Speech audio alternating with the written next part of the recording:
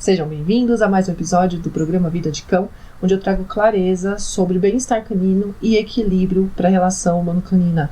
Eu sou a Alessandra Caprara e hoje eu vou falar sobre a possibilidade de se viver em paz com o seu cachorro, começando agora.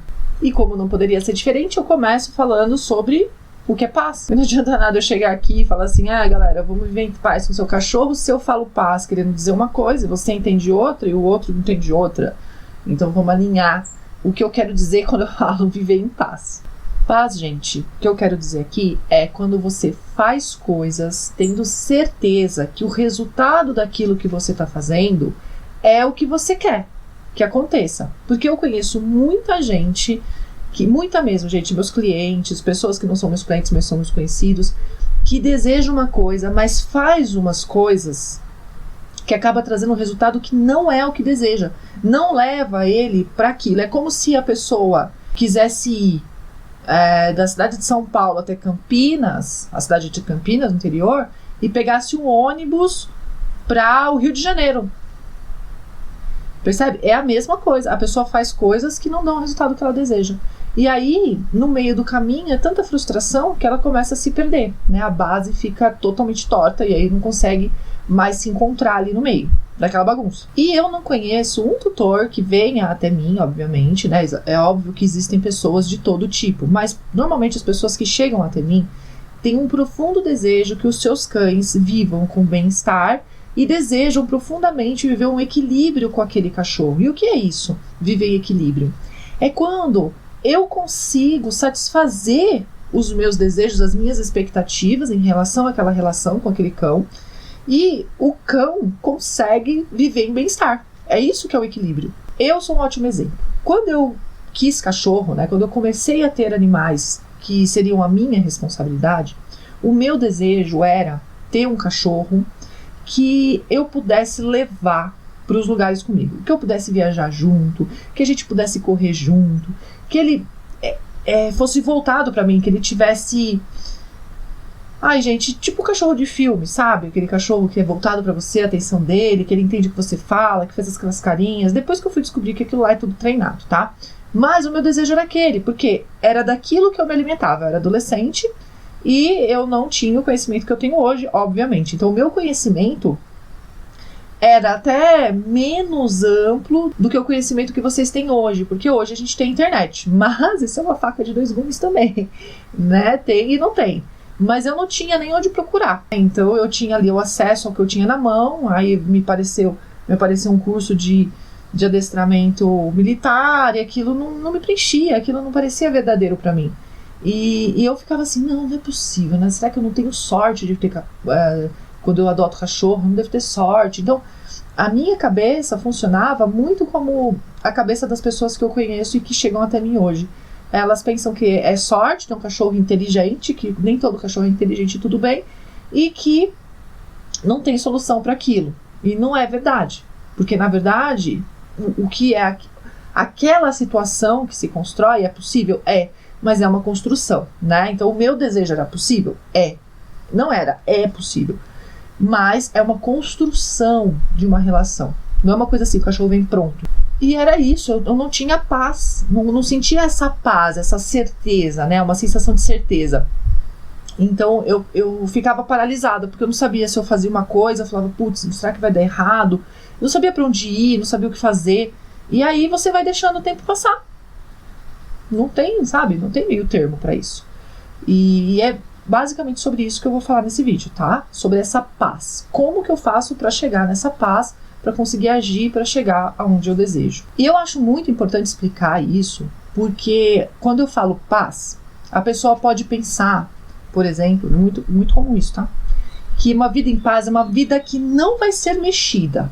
Então eu vou ter um cachorro e a minha vida não vai mudar nem um centímetro, porque eu vou viver em paz. Porque a gente confunde muito, né, hoje, o significado das palavras. É como se paz fosse eu fazer tudo o que eu quero. É um pouco confundido com liberdade. E não é isso, tá? Então é por isso que eu quero deixar muito claro que quando a gente começa uma relação, seja ela qual for, e ela é uma relação próxima, porque, gente, olha, a gente vive nesse mundo cercado de relações. Relações de trabalho, relações de amizade, relação de mãe e filho, de marido e esposa. E a relação com o cão é mais parecido com uma relação familiar do que uma relação de amizade. Então, quando você fala, é meu amigo, não. É seu familiar, é seu parente ali. E não tem como a gente conviver na mesma casa com um familiar, com qualquer indivíduo, e a nossa vida se manter inalterada. Não tem. Ainda mais o cachorro, né? Que eu digo assim, o cachorro tem que caber na sua agenda, igual o filho. Porque o cachorro, ele não é o filho, mas ele ocupa o mesmo lugar em relação ao trabalho que dá, guardando as devidas proporções. Por que eu tô falando isso? Eu tô dizendo o seguinte, um filho, ele é um vulnerável que está sob sua responsabilidade. Os filhos crescem e vão embora, eles deixam de ficar sob sua responsabilidade.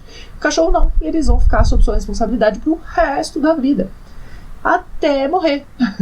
Então, é nesse ponto que eu quero dizer que o cachorro, ele vai ser um familiar canino que ele sempre vai depender de você. Então, ele precisa caber na sua agenda, porque ele é um animal de cativeiro, tá bom?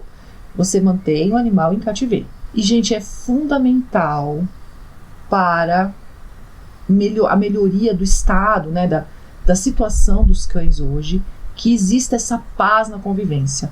Porque a paz traz prazer na convivência. E quando existe prazer nessa relação, a gente cria mais histórias juntos. E o que vai impedir os cães de serem abandonados, e quem me segue sabe que quando eu falo abandonado, não quer dizer jogado na rua, quer dizer abandonado é não ser satisfeito em suas necessidades naturais, claro. Quando existe paz, existe essa possibilidade de criar essas histórias e o cão fica mais seguro, porque ele não vai ser negligenciado em suas necessidades.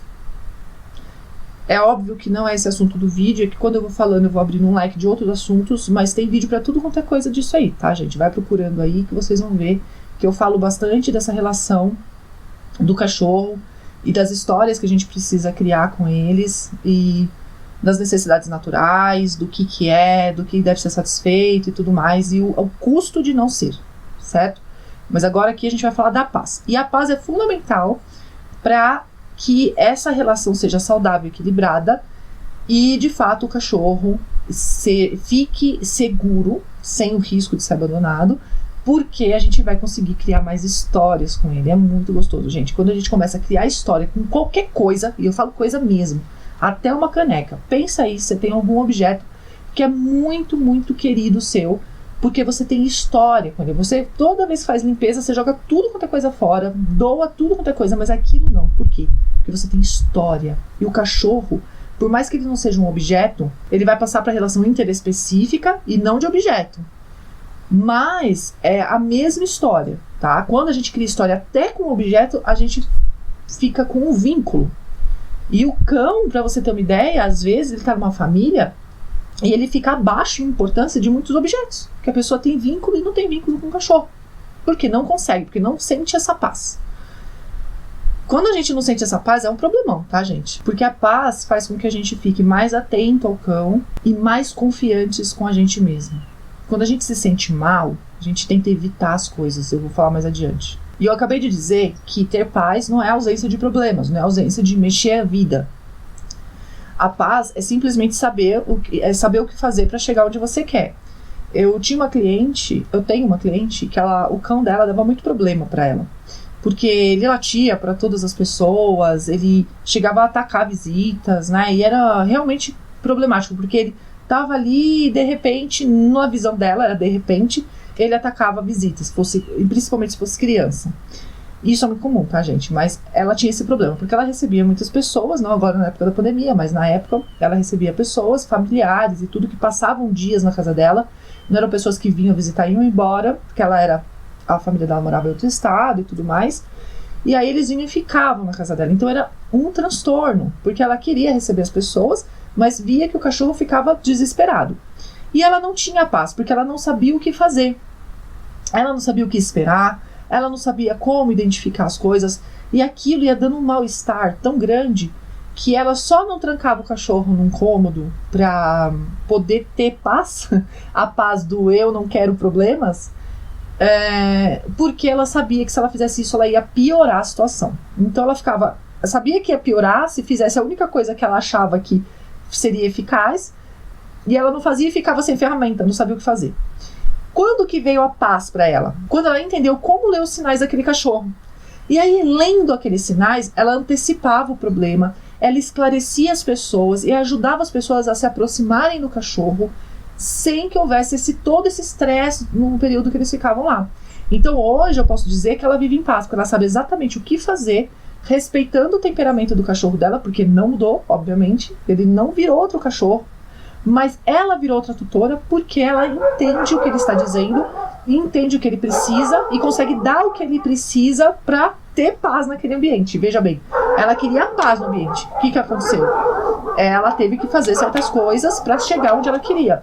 E aí veio a paz, sem que ninguém mudasse o temperamento de si e nem que deixasse de receber visita. E ela conseguiu achar essas informações.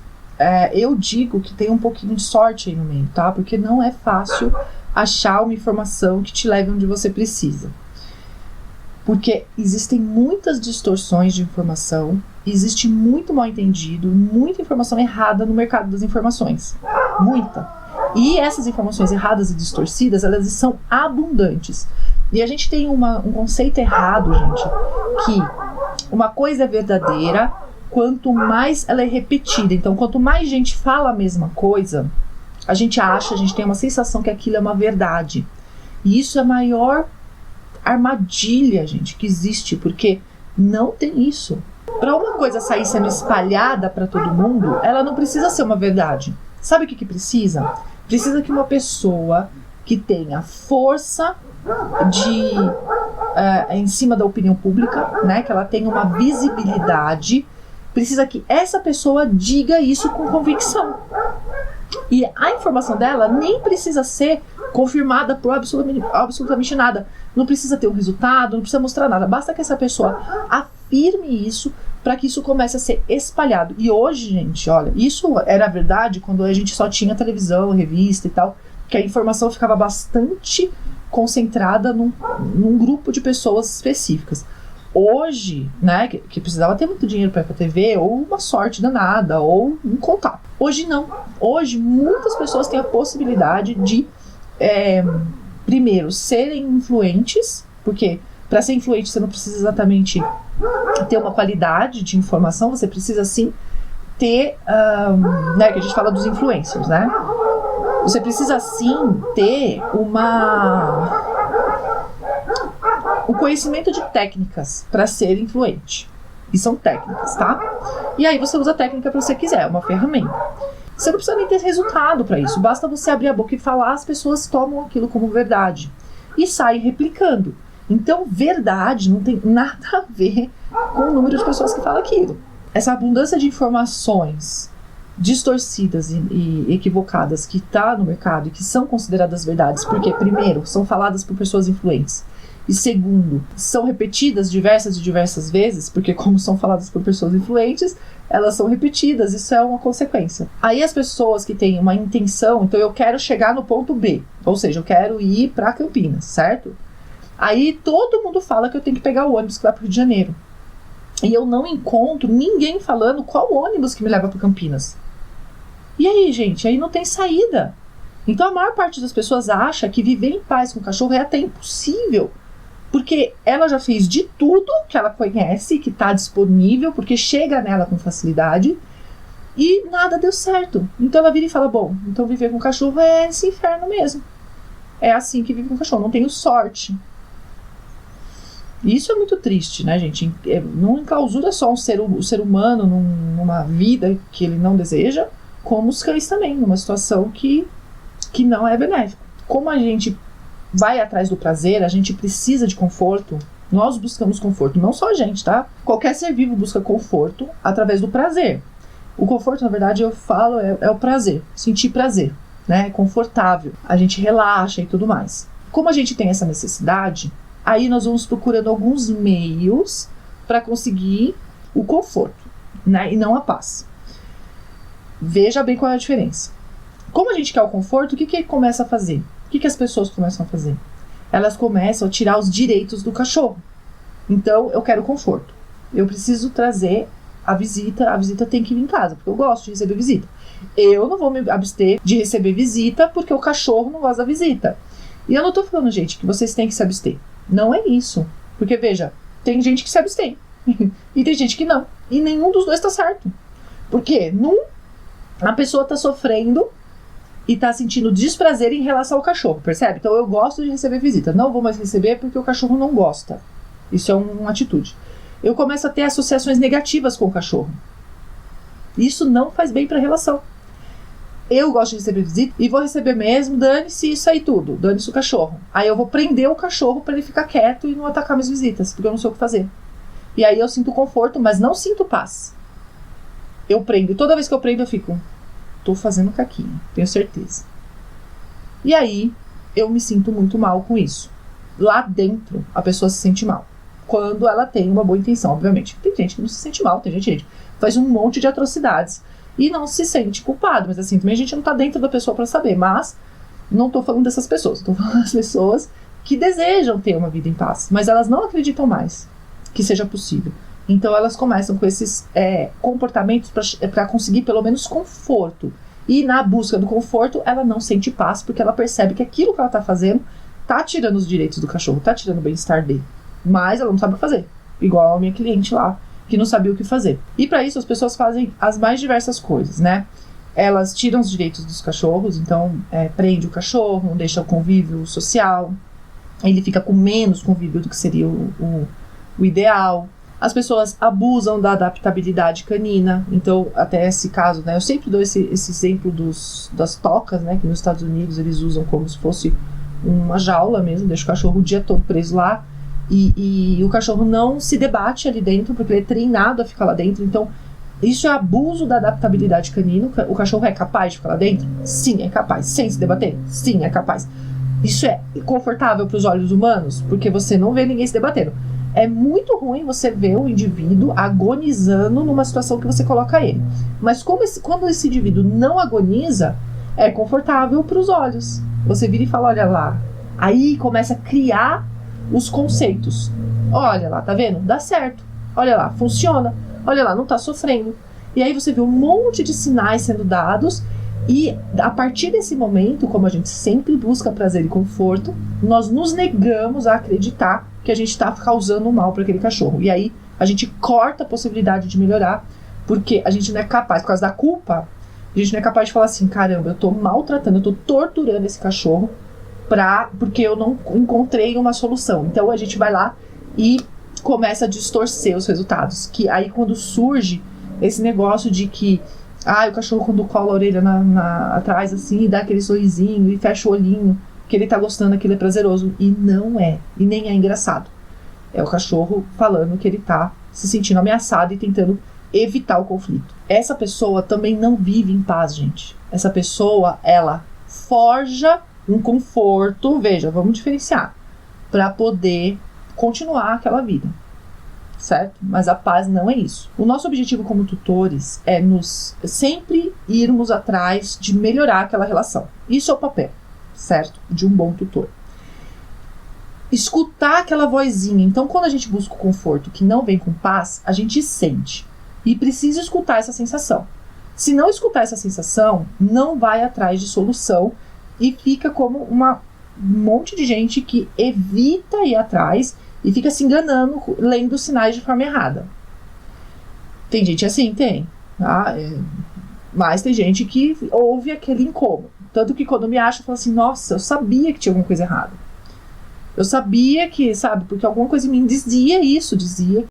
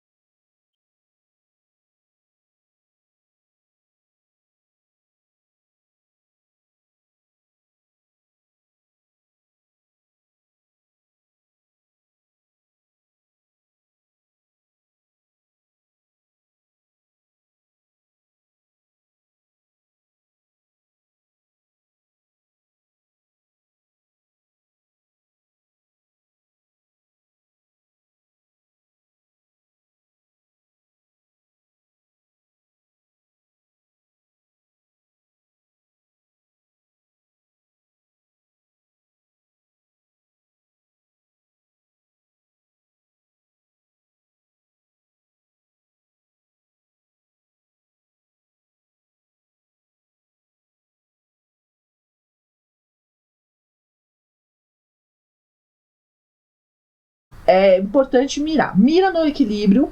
Se você tá vendo que aquilo não é equilíbrio, não tá certo. Vai atrás de uma outra coisa bem diferente do que você tá fazendo, ou do que você tá lendo, vendo, ou sei lá, escutando. E existe uma forma que não é assim, eu vou te dar uma solução aqui. Não tem como, tá, gente? Eu vou pegar e falar, toda a solução aqui, porque é um monte de coisas. Mas existe uma coisa que eu ensino meus clientes, tanto quanto homeopata, quanto como comportamentalista, que é observar. Se você gosta de um animal, você precisa observar esse animal. Não quer dizer que você vai ser um especialista no comportamento daquela espécie. Não, observando. Porque quando você observa um cachorro, você observa um animal que foi domesticado e que é altamente adaptável. Quando o animal é altamente adaptável, você fica com dificuldade de entender o que é natural.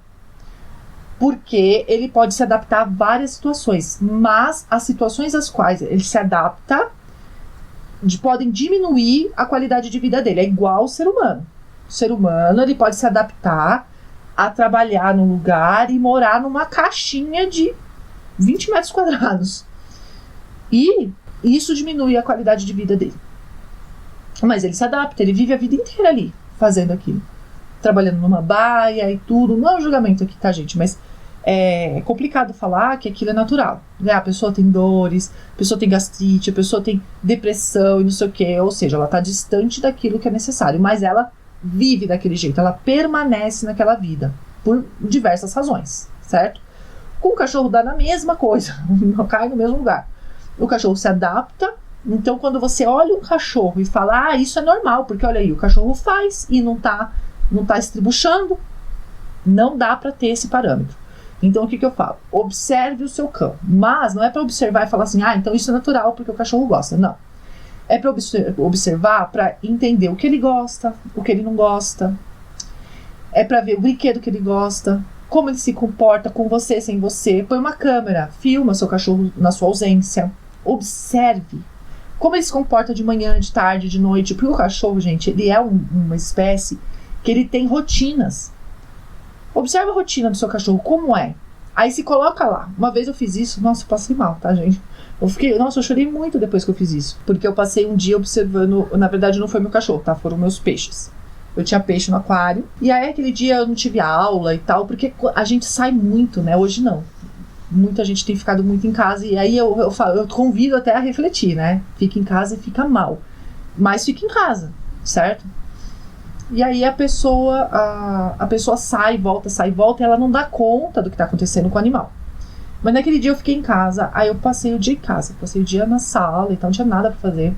Sempre tinha o que fazer, tá, gente? Mas naquela época eu não tinha essa noção que eu podia reinventar as coisas, mas então eu passava o dia inteiro na sala assistindo televisão. E aí eu fiquei olhando pro aquário naquele dia. Eu fiquei olhando pro aquário, o peixe ia pra lá, ia pra cá, ia pra lá, ia pra cá. Aí ele ia até o vidro assim, olhava pra fora. Aí voltava, ia pra lá. Aquilo foi me dando um negócio. Porque pela primeira vez eu não fiquei de passagem na frente do aquário. Eu parei pra olhar. E eu me dei conta que aqueles peixes, eles não tinham o que fazer. Eles estavam aprisionados ali, num aquário minúsculo. E aí a partir daquele momento, o meu objetivo era enfiar aqueles peixes, eram carpas, presta atenção, um aquário pequeno, e elas estavam crescendo, e o meu objetivo a partir dali foi colocar essas carpas em um tanque grande, num lugar grande, porque eu pensava também, eu não posso soltar porque elas não sabem caçar, elas não sabem viver, elas viveram no aquário a vida inteira, e foi bastante tempo que elas viveram naquele aquário. Mas aquele dia me deu uma angústia tão grande. Por quê? Porque eu consegui parar para prestar atenção. Eu me coloquei no lugar daquele peixe. Eu realmente me coloquei. Eu falei, já pensou eu presa nesse aquário? E, gente, aconteceu isso comigo, tá? Aconteceu isso comigo. Eu tava em casa. Normalmente eu ficava em casa e ficava de boa lá dentro. Não sou uma pessoa que queria sair toda hora e tal. Eu era adolescente ainda. No dia que minha mãe saiu, ia ficar o dia todo fora. E levou a chave por engano. E me deixou presa, trancada dentro de casa. Eu não tinha pra onde sair. Minha casa, naquela época, casa dos meus pais, era bem fechada, uma casa com muro alto, não tinha por onde sair, eu não conseguia nem ir na garagem pra poder pular o portão, qualquer coisa, nada, eu não conseguia sair, eu subi no telhado, eu fiquei apavorada quando eu descobri que eu tava sem a chave. Então eu tinha lá dentro de mim uma memória de ficar trancada dentro da casa. Eu quase destruí a porta para tentar tirar, mas era a porta de entrada, então a porta era blindada, não era a porta de desatarrachar, tirar o miolo, não dava para fazer nada. Eu falei, a única coisa que eu posso fazer é catar a cadeira e quebrar esse vidro. Se eu fizesse isso, eu ia quebrar. Então eu não fiz, não quebrei, mas eu quase quebrei a porta inteira, porque eu queria sair. E aí, quando eu vi aqueles peixes, depois de um tempo, eu tinha essa memória de ter ficado presa. E falei, gente, já pensou a vida inteira dentro de um aquário? Então, realmente, quando você para para observar, você começa não a humanizar, porque assim, não é todas as necessidades que nós temos, o cachorro precisa. Mas as necessidades básicas de liberdade, autonomia. A autonomia, principalmente, gente. O cachorro dentro de casa, ele não tem autonomia. Às vezes as pessoas falam assim, ai, porque o cachorro da rua, pobrezinho. Mas eu falo, presta atenção no que você está falando. Se esse cachorro ele não está maltratado, e aqui nessa cidade aqui que eu moro, tem cães que não são maltratados, eles vivem muito bem na rua, eles são muito tranquilos, gente. São gordinhos, são bem tratados, pelo brilhante. E eles, onde eles querem, eles têm autonomia, eles brincam, eles se afastam quando a coisa fica mais tensa. Eu paro para observar aqueles cachorros que tem na praça da cidade, que as pessoas alimentam, que eles bebem água da fonte, lá, água limpinha, e que ninguém maltrata, ninguém chuta aqueles cachorros, ninguém joga água, nada. Eles são muito tranquilos, você vê que são cães saudáveis, são castrados. Então, presta atenção, a autonomia é muito importante para qualquer espécie. Quando você tira a autonomia, você tem que oferecer o processo, o que ele precisa. Senão você tá maltratando. E na hora de ler, não é pra falar assim, tá com ciúme e tal, rejeite. Aí você fala assim, nossa, olha só, meu cachorro faz esse sinal, né, sei lá. Ele me pega com a pata assim. Aí eu vou ler, né. Aí eu leio lá, não, o cachorro tá com ciúme, ele tá fazendo raivinha. Não, rejeita isso. Rejeita. Qualquer fonte que dê nomes de emoções humanas para cachorro, rejeite essa fonte. Essa é a dica que eu posso dar nesse vídeo. Rejeite. Porque não tem como a gente afirmar. E existe trabalho científico falando que o cachorro sente ciúme. O trabalho. Aí eu fui ler a metodologia e, gente, não. Tá? É porque a via cerebral é a mesma, mas na construção de uma emoção, de um sentimento, existe a via hormonal, existe o contexto social, existe o aprendizado, existe a significação, a motivação. O hormônio não é sozinho, ele não faz nada. Então não é porque tem a mesma via hormonal que é o mesmo sentimento. Inclusive, eu posso ter a mesma via hormonal que você, meu aprendizado ser outro.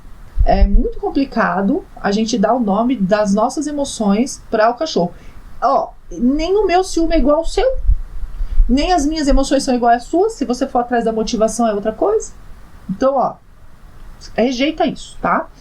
Essa é uma dica de ouro. Aí você vai se libertar das amarras. Porque quando você coloca emoções humanas no cachorro, gente, você coloca o cachorro em situação muito dificultosa. É diferente você falar assim, olha, por que meu cachorro morde meu marido toda vez que ele vem me dar um beijo? Olha só a diferença. Eu vou explicar a diferença. Olha, é o seguinte, porque quando o seu marido vem te dar um beijo, o seu cachorro pode se sentir ameaçado. E ele pode sentir que você está sofrendo uma ameaça. E aí, como ele tem a propensão, ele é assertivo, ele tem a tendência a proteger mais os recursos, ele tende a proteger o recurso dele, que é você, no caso, ali naquele momento. Uma questão ali de possessividade. Olha a diferença de falar assim, o seu cachorro tem ciúme de você.